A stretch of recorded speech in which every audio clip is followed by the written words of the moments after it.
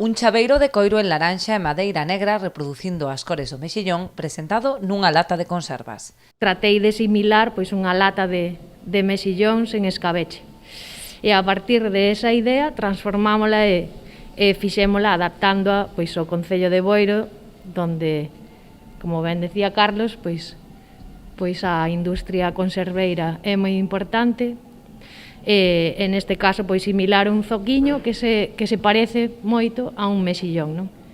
Incluso co atadello que leva arriba, con un cordel como se fosen as barbas do mexillón, non?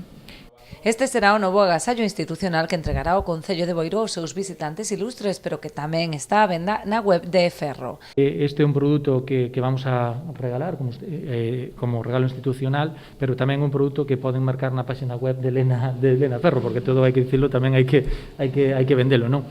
E a verdade tamén que este tamén vai a meter na súa colección tamén este zoco xa tamaño para usar, non?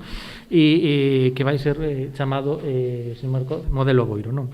O Concello buscaba a través desta imaxe representar algúns dos elementos máis distintivos da vila, como son o mexillón e a conserva.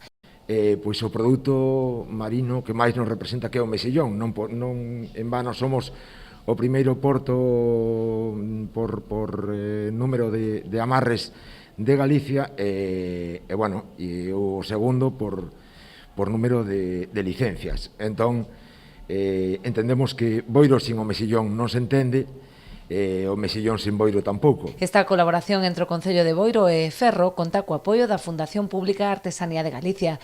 A súa xerente Elena Faveiro destacou a importancia de abrir camiño no campo dos agasallos institucionais elaborados de xeito artesanal.